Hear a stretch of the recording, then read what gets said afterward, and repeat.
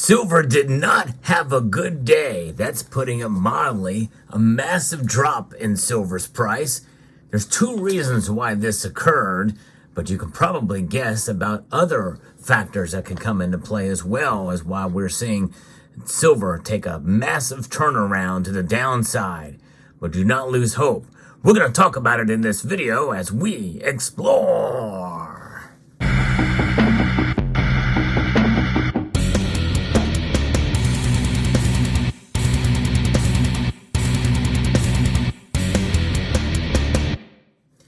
No matter what the price of silver is, it does not take away from its value. That is the first and foremost thing we must understand. And sooner or later, price will recognize that value. It just may take a while.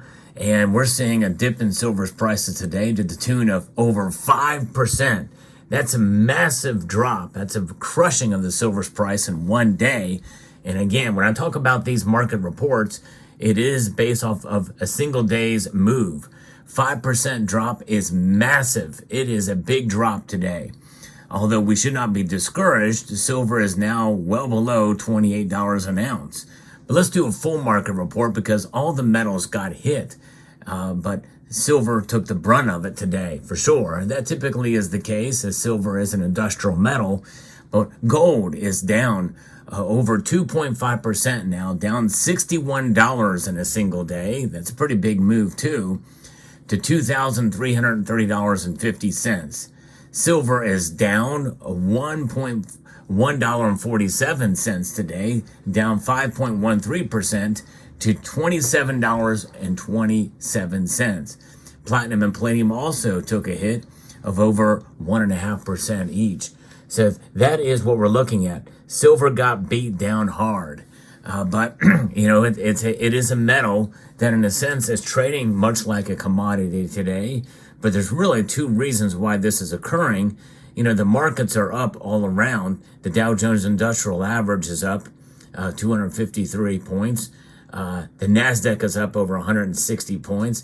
The S&P is up 43 points. But the dollar index is up to over 106 right now. The dollar is very, very strong right now. It's crazy. But what is copper doing? Copper is down. It's down, but it is still trading well above $4 a pound. In fact, $4.44 a pound.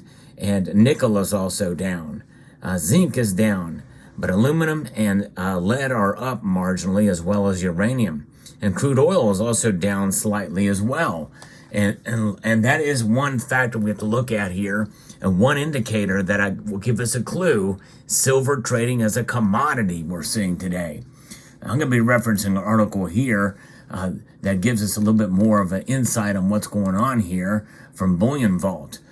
We are seeing gold and silver drop to a 1-week low for gold and a 2-week low for silver, as geopolitical tensions ease between Israel and Iran, despite an overnight attack on U.S. forces in the Middle East, and also with an attack on Rafah, a bombing in Rafah by Israel. And so while betting on the U.S. interest rate forecast, the Federal Reserve cut by only a third of its 1 percentage point in 2024, despite Washington's soaring government debt. According to Atsuko White House, spot gold prices in U.S. dollar terms dropped again, well over 2.5%, as we've seen. But if we look at the Fed Watch tool, the meeting for the Federal Reserve is coming here for the FOMC on May the 1st, and 96% think they're going to leave rates right where they are, and I'm in that camp as well too, with about 3.7% saying they're going to lower it by 0.25 percentage point. But most people aren't concerned about what's happening there. They want to know what's going to happen in June. The June forecasts are different. 83% say they're going to leave them where they are, but it has moved solidly in that direction. And 16.5% say they're going to lower rates by 0.25 percentage point at the June meeting. So a growing consensus that they're going to leave rates unchanged, whereas it wasn't terribly long ago that they thought by June we would start to see this cut. Now, I had been believing that it was going to happen in July. And that meeting, by the way, is at the end of July, which I think is important to note and understand that if for these rate cuts to occur and to really make any effect, it's going to take a while. So I think if they're going to do it, they're going to do it in July, because it may take a couple of months or at least a month in order to take effect, in order to meet and bolster their narrative for political reasons, to bolster up this current administration. So I think that it will occur in July. But I'm in the minority still, even then. The 59% think that they will not lower rates then. Only 35.7% think it will be by a quarter of a point, and a very minuscule 5.2% say a half a point. And so really, it looks like it's probably going to stay now on the 18th of September. It's now the vast majority, or a strong majority, think that there's going to be a quarter point rate cut, 46%, with only 33% thinking it's going to stay where it is.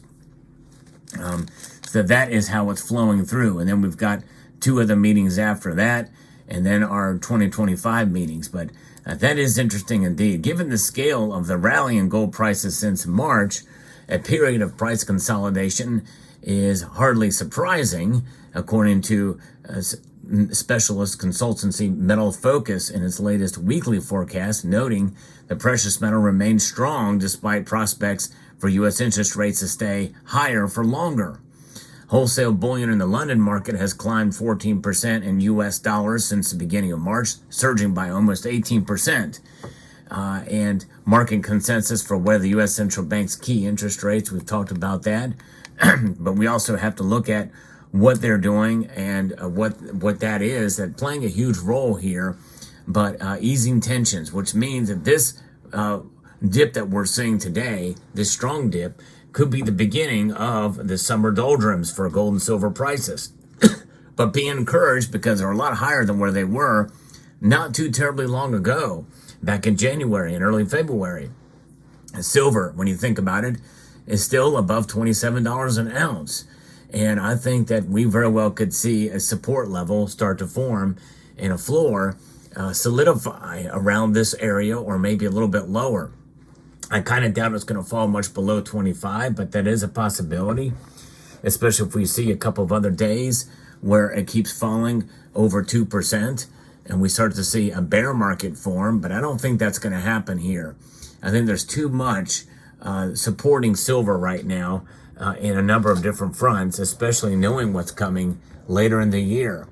Some probably going to be some sort of rate cut for political purposes, which means it's going to bolster the case for higher precious metal prices. Gold as well, with it flirting with its all-time high, still above $2,300 now. I think there is going to be some resistance forming in both those metals. And silver, though, a 5% drop in one day is alarming.